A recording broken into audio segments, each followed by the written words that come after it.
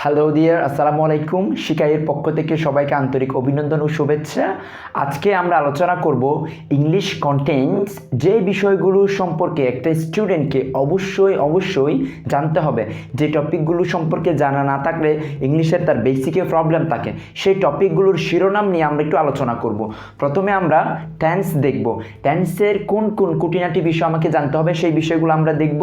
এরপর হচ্ছে মডাল বিষয়টা আমাদের প্রতিনিয়ত ডেইলি আমরা মডাল ব্যবহার করে থাকি। কোন জায়গায় কিভাবে মডাল ব্যবহার করতে হয় সেই বিষয়গুলো আমরা শিখব। এরপরে আমরা শিখব প্রিপোজিশন, পেসিভ, অব্লিগেশন। প্রিপোজিশন, আমাদের প্রত্যেকটা জায়গায় প্রিপোজিশনের ব্যবহার রয়েছে, অব্লিগেশনের ব্যবহার রয়েছে, পেসিভের ব্যবহার রয়েছে। সেই বিষয়গুলো আমরা ধারাবাহিকভাবে আলোচনা করব। এরপরে আমরা ভিডিও লেসন তৈরি করব কজাটিভ, কন্ডিশনাল, ডিগ্রির উপরে। কজাটিভ আমরা অনেক সময় বুঝতে পারি না কজাটিভ জিনিসটা কি। সেই কজাটিভ বিষয়ের একেবারে বেসিক যে লেভেল, সেই লেভেল থেকে আমরা আলোচনা করব।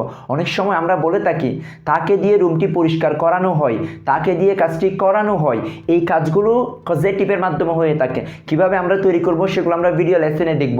এরপর হচ্ছে হ্যাভ ভার্ব খুবই দরকারি। একটা স্টুডেন্ট বাক্য মেক করতে হলে ইজিলি তাকে হ্যাভ ভার্ব সম্পর্কে ধারণা থাকতে হয়। সর্বশেষ যে টপিকটি দেখতে পাচ্ছেন সেটি হচ্ছে স্ট্রাকচার। ইংলিশ স্ট্রাকচারের উপর নির্ভর করে ইংলিশ বাক্য মেক করা। আপনি ইংলিশ কথা বলতে যাচ্ছেন, স্ট্রাকচার আপনাকে জানতে হবে। আপনি ইংলিশ বানিয়ে লিখতে চাচ্ছেন, ইংলিশ স্ট্রাকচারগুলো আপনাকে জানতে হবে।